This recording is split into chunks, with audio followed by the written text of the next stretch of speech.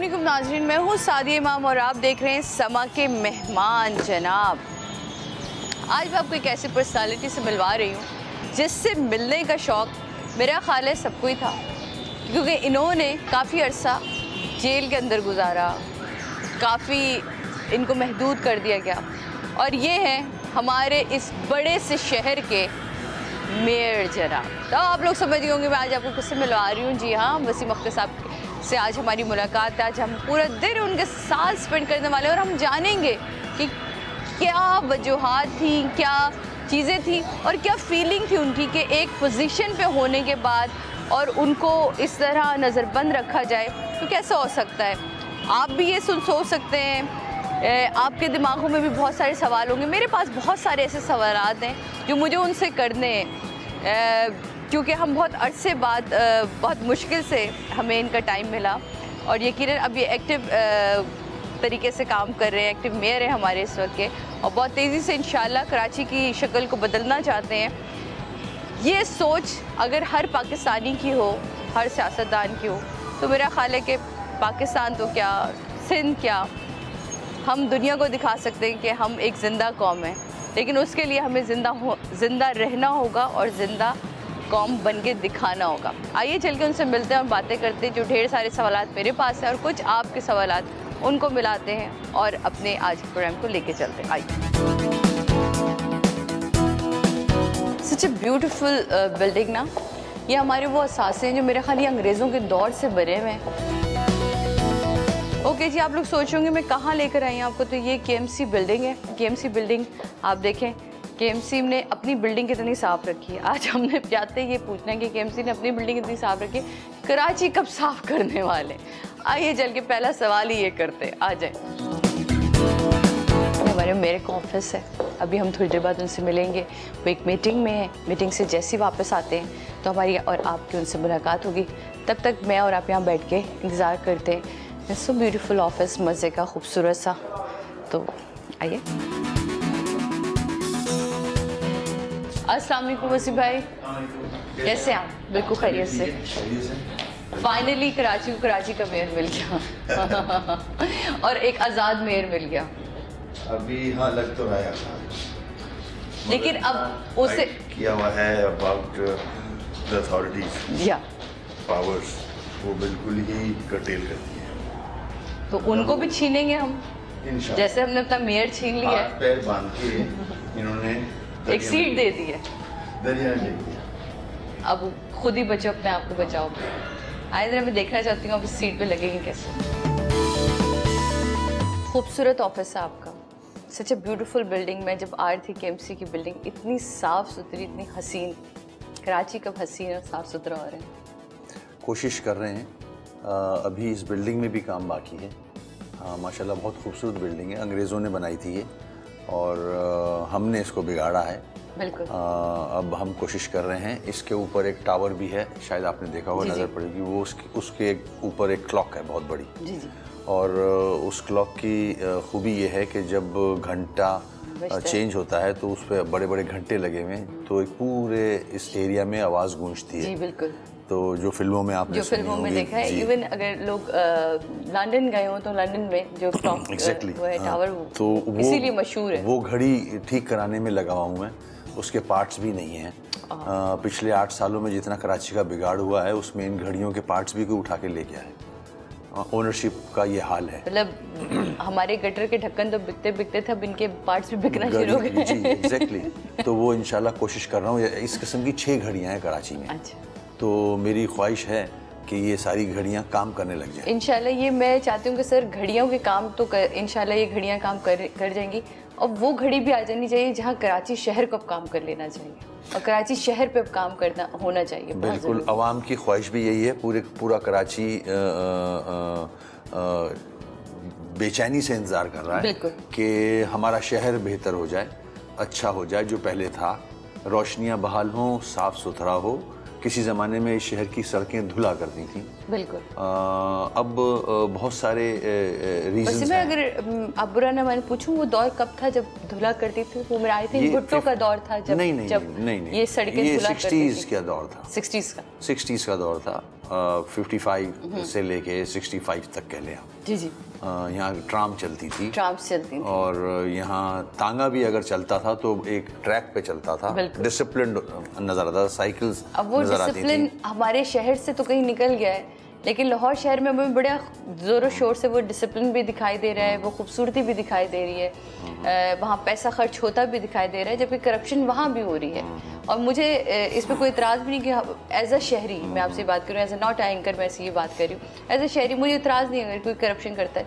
हाँ, मुझे इतराज़ तब होता है कि जब मेरे पास ना बिजली हो, ना पानी हो, ना गैस हो। गैस की भी लोड शेडिंग है हमारे पास, जबकि मैं डिफेंस के एरिया में रह रही हूँ, मैं टैक्स ज़्यादा पे कर रही हूँ। एक दिन आता है जब आदमी ये सोचता है कि मैं ये टैक्स किसको पे कर रहा हूँ, वो टैक्स कहाँ जा रहा है। देखें, यही आवाज़ मैं रोज़ तकरीबन उठा रहा हूँ, और ये आज की आवाज़ नहीं है, बहुत अरसे से ये आवाज़ उठ रही है। कराची के साथ हमेशा डिस्क्रिमिनेशन हुआ है। अगर कराची को किसी ने पैसे दिए हैं for development, that was general Musharraf, president Musharraf साहब। उनके दौर में यहाँ पैसे आए और यूटिलाइज हुए। मुशर्रफ साहब को हटाने के लिए भी तो आप लोगों ने बहुत साथ दिया था। वो खैर लंबी कहानी है।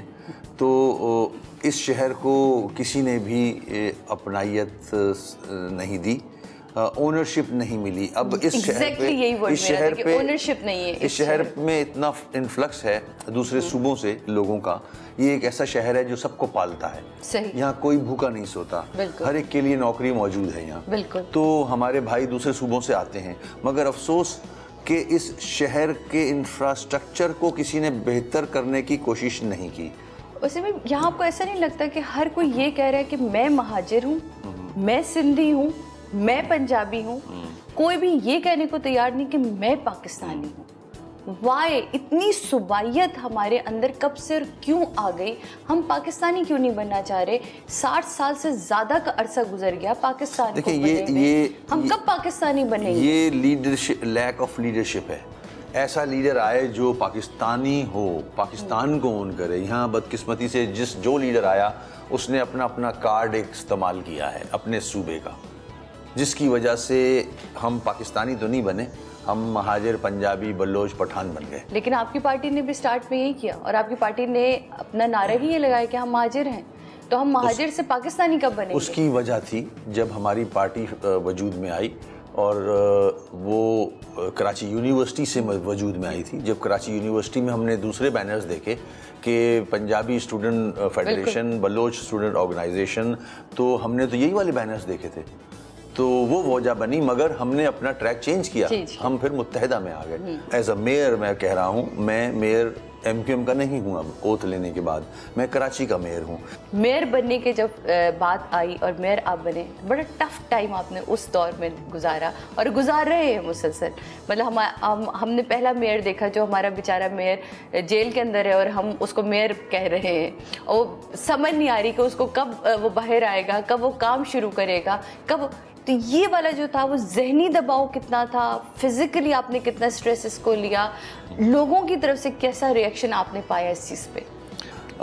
देखें, थ्रू आउट मेरी स्ट्रगल जो रही है फॉर द कॉज कि डेमोक्रेसी मजबूत हो, मेरिट प्रिवेल करे, लॉ प्रिवेल करे, उसकी जद्दोजहद में मुश्किलात तो आती हैं। थ्रू आउट मुश्किलें रही हैं। इससे पहले भी मुझे 3 साल के लिए 94 में बंद कर दिया गया था, और बंद मुझे कोई इस वजह से नहीं किया था कि मैं कोई चोर डाकू या करप्ट आदमी हूँ, इसलिए किया था कि मैं अपनी लॉयल्टीज चेंज कर लूँ।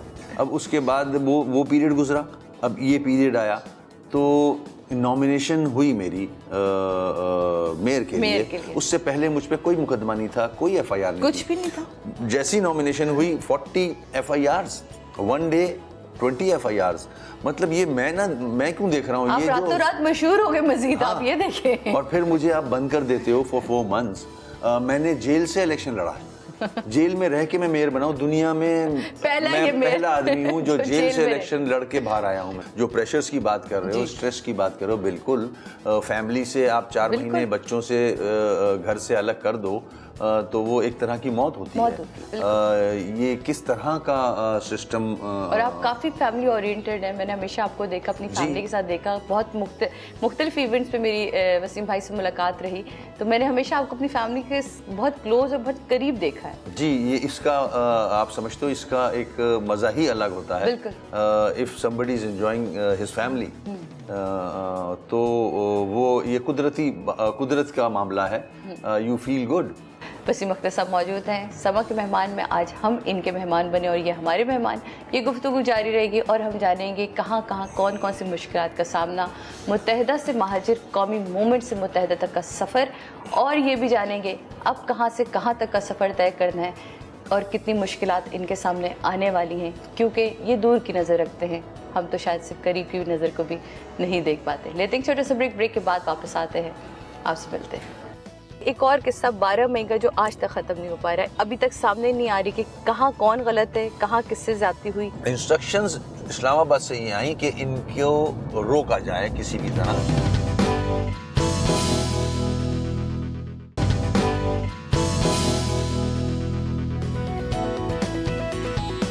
सवालों और जवाबों में अभी तक घिरे हुए हैं। हाँ।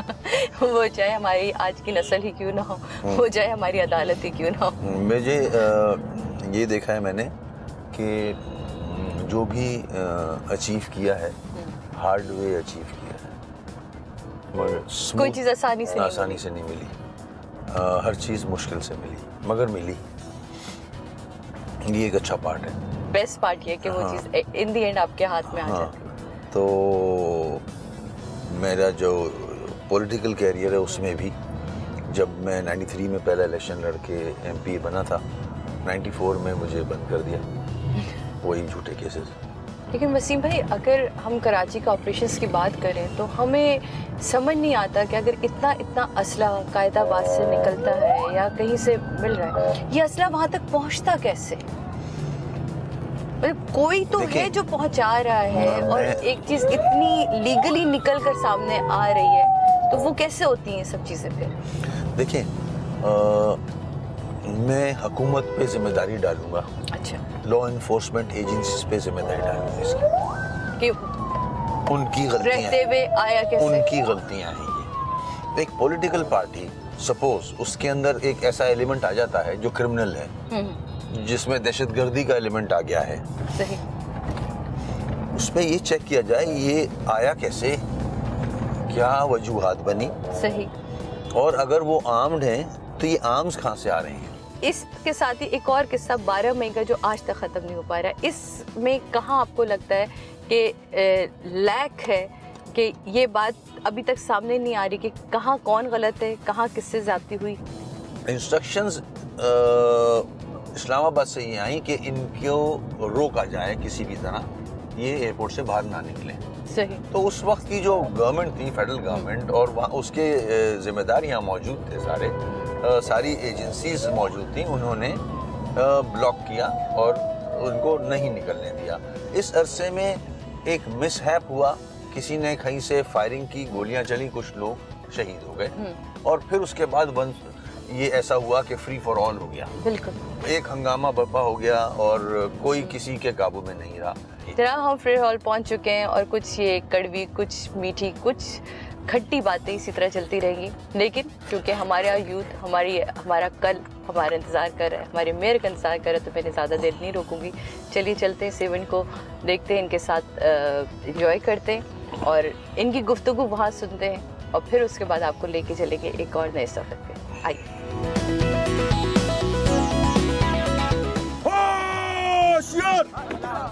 Scouts, salute up.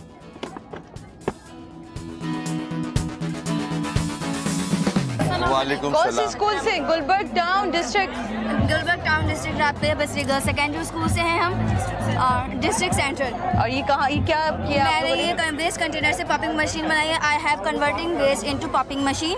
ये क्या है? Converting waste into electricity. Waste into electricity. ओ, ये कराची के लिए बहुत इम्पोर्टेंट है। अपना घर इसी से चलाने वाली हो हैं? हाफ टाइम पीस वॉच है विदाउट साइलेंट, हम इससे चला सकते हैं। वाह, जबरदस्त। ये एक सेल्फी तो इसके साथ बनती है आपकी। तो मैं ले ही लूंगा है ना।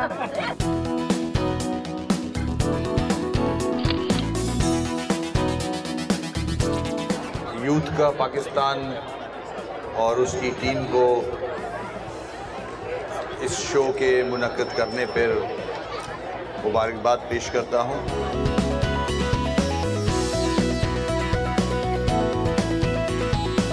हमारे मुल्क में अगर सियासी तौर पे देखा जाए तो सिर्फ सबकी बारियां लगी हुई हैं कि तू चल मैं आया। हाँ एग्जैक्टली। मेरी बात सिर्फ एक है कि नवाज बरादरान, फिर जरदारी बरादरान, फिर नवाज बरादरान, फिर जरदारी बरादरान। मतलब वफाक में जैसे लगता है कि बैठे हुए कि इन्होंने ही रहना है और इसके अलावा कोई जमात आगे नहीं आ सकती। देखिए मैं 5 साल MNA रहा हूँ, वहाँ रहने के बाद मैंने ये देखा है कि पॉलिटिक्स इंडस्ट्री बन गई है। जैसे एक इंडस्ट्री है ऑलरेडी बिजनेस कम्युनिटी के पास, ये सियासत भी एक इंडस्ट्री बन गई है जल्द से जल्द पैसा कमाने की। अब जो आप बरादरान की बात कर रहे हो, अब हम बरादरान से आगे निकल गए हैं, अब बच्चे आ गए हैं। जी हाँ।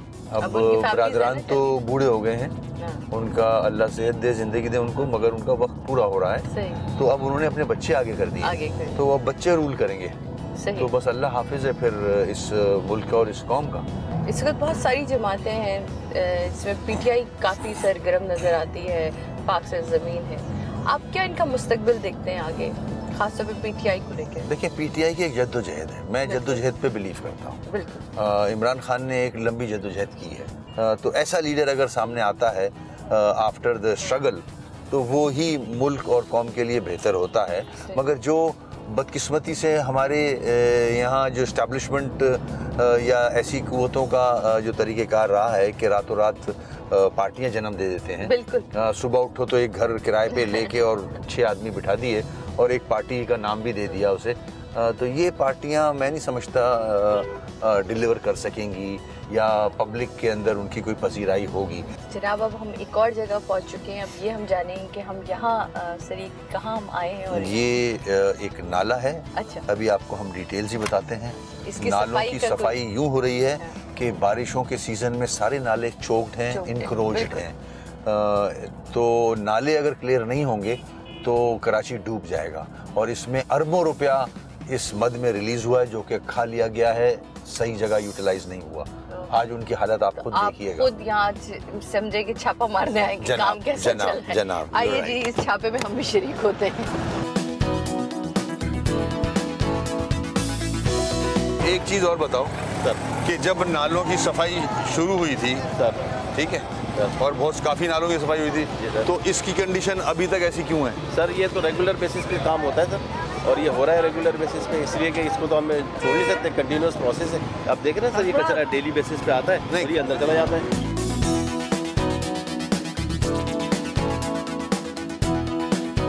मैंने एक और अभी इंटरव्यू किया था, मुझे समझ नहीं आती सर, हम एक दूसरे के ऊपर इल्जामात रखते हैं, लेकिन मैं आपसे पूछना चाहूँगी कि उस इंटरव्यू में उन्होंने मुझसे ये कहा कि हमारे लिए MQM ने बहुत मुश्किलात पैदा की। हम नाले साफ़ करते थे, वो नालों में बोरियां भर देते थे, वो पुराने कपड़े डाल देते थे।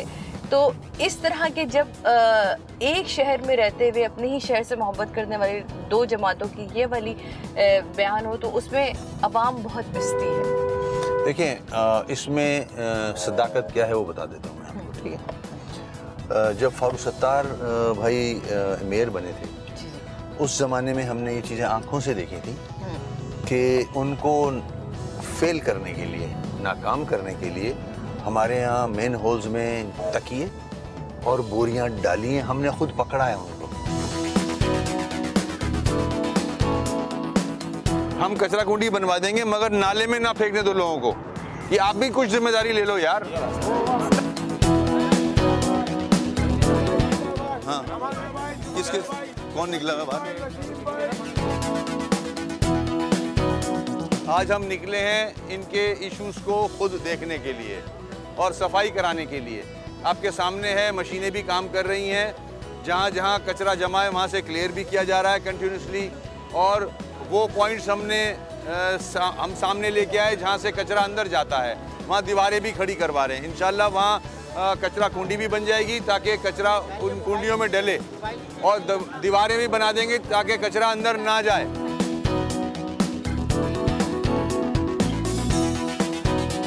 फाइनली हम एक कराची शहर का राउंड लगाकर यहाँ तक पहुँच गए, वापस ऑफिस आए हैं और कुछ ऑफिस की मसरूफियात हैं होंगी और हो सकता है शायद लंच भी हो तो होना चाहिए, होना है लंच, होना चाहिए। मैं समझी शायद हमारे मेयर साहब काम में इतने बिजी हैं उनको।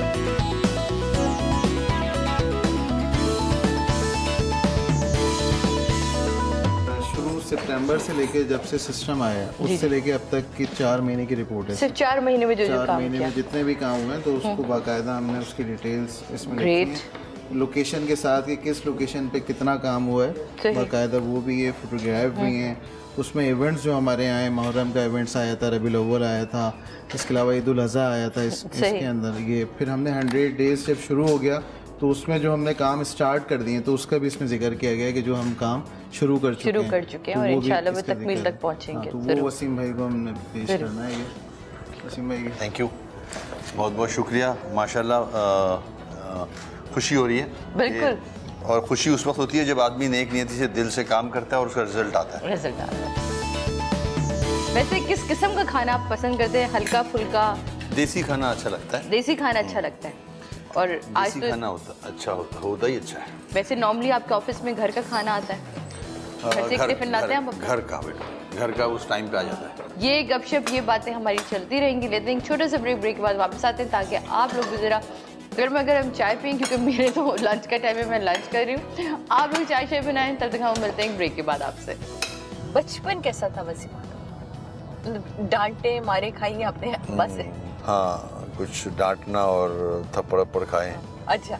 हाँ, अब्बा से नहीं।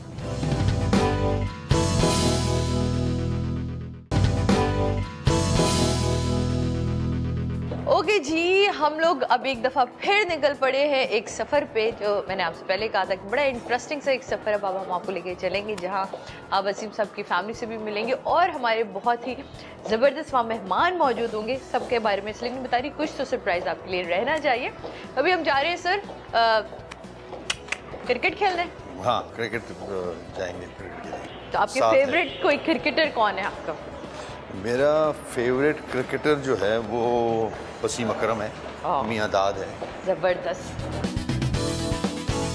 ओके जी, अब हम लोग चल पड़े एक नए सफ़र पे, और ये सफ़र जा रहा है कुछ नॉर्थ नाज़िमाबाद की तरफ। नॉर्थ नाज़िमाबाद हम जा रहे हैं जी, है ना? नॉर्थ नाज़िमाबाद जा रहे हैं हम वहाँ, और वहाँ हम क्रिकेट खेलेंगे क्रिकेट खेलता हुआ देखेंगे। लेकिन अब तो बहुत सख्त सी कुछ सियासी सी गुफ्तगू हुई, लेकिन अब थोड़ी सी नरम गरम सी बातें होनी चाहिए। बचपन कैसा था वसीम? बहुत ही अच्छा था बचपन। शरारती थे? बहुत। डांटे मारे खाई आपने अब्बा से? नहीं, अपना कभी कभी अम्मी। हाँ, कुछ डांटना और थप्पड़ खाए। अच्छा। हाँ, अब्बा से नहीं, अब्बा हमारे ऐसे नहीं थे। वो सिर्फ उनकी नज़र काफ़ी होती, नज़र भी, और वो समझा दिया करते थे कि ये this is right and this is wrong. मैं क्योंकि घर की सबसे छोटी, तो मैं हमेशा कहती थी घर का छोटा ना आदमी बनना है, क्योंकि सारे काम छोटे को करने भी पड़ते हैं। ऐसा ही है, आपके साथ भी बिल्कुल ऐसा ही है, आज तक करने पड़ रहे हैं। शौक किस तरह के? शायरी, मूवी? कभी जब किसी ज़माने में था मूवी का बहुत शौक, जब मैं हॉस्टल में था, पढ़ता था, और उसके बाद भी मूवीज का बड़ा शौक था। भाभी को आपसे सबसे बड़ी शिकायत क्या होती है? मुझसे मेरे ख्याल में तो कोई शिकायत नहीं। टाइम ना देना, एनिवर्सरीज के याद रखना, स्पेशल डेज के याद रखना, ये सब टाइम का आता है। जाहिर है हमारा बड़ा अजीब सा काम है, बिल्कुल अनसर्टन चीज़ें हैं, फिर यहाँ की पॉलिटिक्स भी अजीब है, और अगर कहीं प्लान किया हुआ है जाने का और कोई इम्पोर्टेंट पार्टी का काम आ गया तो उसमें फिर प्रॉब्लम आता है कि जाना तो वहाँ था मगर मुझे वहाँ जाना है, खराब होता है फिर उसको कैसे मैनेज करते? अब तो आदत हो गई है, अब तो समझ आ गई है कि भाई ये ऐसे ही चलना है। हाँ, प्रायोरिटी ये वाली है थोड़ी बहुत। तो मगर उसमें भी फिर मैं कहीं ना कहीं डंडी मार लेता हूँ कि जल्दी से निपटा के आ गए। ऐसा एक ऐसा सवाल जो बहुत अरसे से बहुत लोगों के दिलों में शायद वो हो रहा हो, लेकिन मेरे भी दिमाग में था। पहले मंजर आम पे सौलत मिर्ज़ा साहब आए, फिर मंजर आम पे अब भोला आया। ये सारे वो लोग हैं जो एक वक्त में महाजिर कौमी मूवमेंट का हिस्सा रहे और बड़ा स्ट्रॉन्ग हिस्सा रहे। ये अजीब सा सवाल किया, आपने भी यू टर्न मारा है। हाँ, तो इन चीज़ों का मुझे पहले भी कभी इल्म नहीं रहा इतना। अच्छा। कि इनकी क्या एक्टिविटीज़ थी। नाम ज़रूर सुना था हमने कि ये एक्टिव मेंबर हैं पार्टी के। अच्छा। हाँ, मैं सौलत की बात कर रहा हूँ। जी जी। भोले का मामला मुझे नहीं पता। अच्छा। तो इतना ज़रूर पता था। फिर ये पता चला कि इनको इस केस में अरेस्ट कर लिया गया है और सज़ा भी हो गई है फांसी की। आप लोगों के पास जिम्मेदारियां बड़ी थी, तो नीचे क्या हो रहा है उसका अंदाजा उतना नहीं था। उस तरफ हम देखते भी नहीं थे, हमारा काम नहीं था वो। तो एक सिस्टम का, पार्टी का कौन सिस्टम देखता सिस्टम का एक स्ट्रक्चर है। वो कुछ लोगों की जिम्मेदारी होती थी चलाने की उसकी, और उसके बाद फिर राब्ता कमेटी ओवरसी करती थी उसे। और आपके सामने हैं बहुत सारे लोग जो इस सिस्टम को चलाया करते थे। वैसे में अब आप क्या फ़र्क बताएंगे कि महाजिर कौमी मूवमेंट में और मुत्तहिदा में अब क्या वाज़ेह फ़र्क लोगों को नज़र आने वाला है? देखें, ये तो काफ़ी अरसे से मुत्तहिदा में हम तब्दील हो चुके हैं। हमारे MNAs MPAs हर सूबे से हैं, हमारे सेनेटर्स हैं हर ज़बान बोलने वाले, और हमारी पार्टी में शोबाजात हैं हमारे पार्टी के साथ मुंसलिक हैं हर ज़बान बोलने वाले, हर मज़हब से ताल्लुक़ रखने वाले। तो एक ये हुआ है कि अब कराची में ज़ाहिर है हर ज़बान बोलने वाला आदमी रहता है, तो वो हमारे फोल्ड में आ रहा है। मुत्तहिदा के बाद उन्होंने हमारे साथ हाथ मिलाया और हमें ज्वाइन किया उसने, और वो हम मिलके अब काम कर रहे हैं। उनके भी वो इश्यूज़ हैं जो हमारे इश्यूज़ हैं। ज़ाहिर है कराची में रहते हैं, कराची आइट्स हैं। तो पिछली गलतियों में कुछ ये सीखा कि अब हमने नीचे वालों पे भी थोड़ी सी नज़र रखनी कि कहीं खुदा ना खास्ता फिर कोई ऐसे आड़े हाथ हमारे उसमें ना आ जाए जिससे हमारी पार्टी बदनाम। नीचे वालों को भी ऊपर वालों ने ख़राब किया था। नीचे वाले तो आज भी अच्छे हैं, पहले भी अच्छे थे। अच्छा। ऐसे लोग आ गए थे हमारे यहाँ जिन्होंने अपना मुफाद ढूंढा, लंदन में भी और यहाँ भी, जो अपने मुफाद को देख के काम कर रहे थे, उनके मोटिव्स थे। हमें बाद में पता चला। तो अब नीचे तो सब ठीक है, सही, हमें ऊपर देखना है। अच्छा, अल्लाह का शुक्र है, हाँ ऊपर अल्लाह का शुक्र है ऐसा एलिमेंट नहीं है हमारे साथ। कोई ऐसा एलिमेंट नहीं है। हमारा एलिमेंट जो था ऐसा, वो कहीं और जा चुका है। सही। कहीं और वो ड्राई क्लीन हो गया है।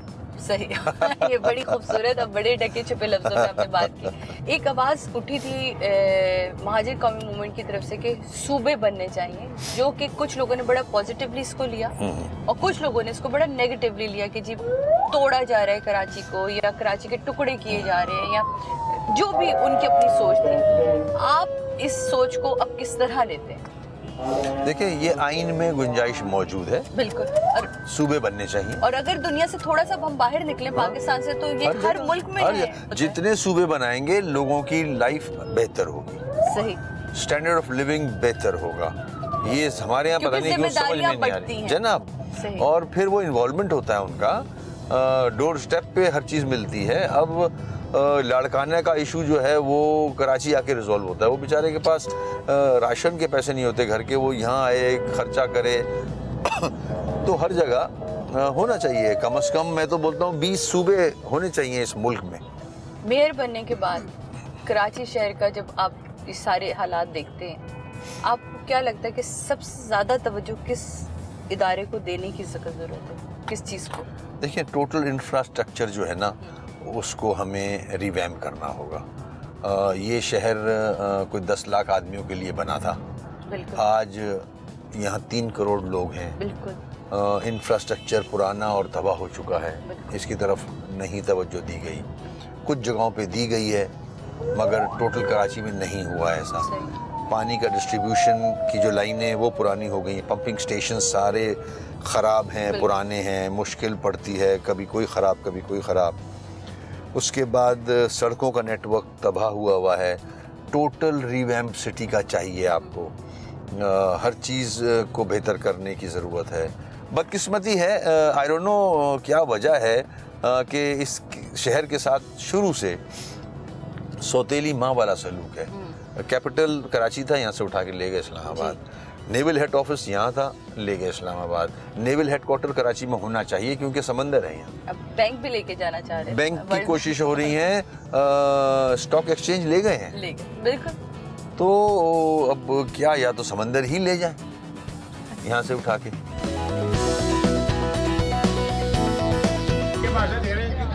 और मेयर कराची वसीम अख्तर भाई आ चुके हैं।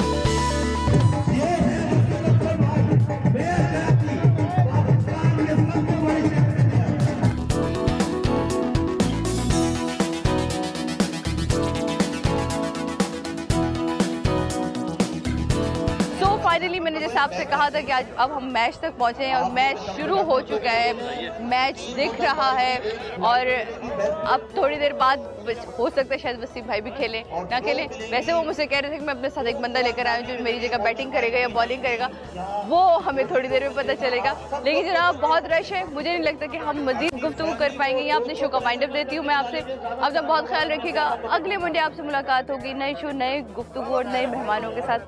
तब तक के लिए अल्लाह हाफ़िज़।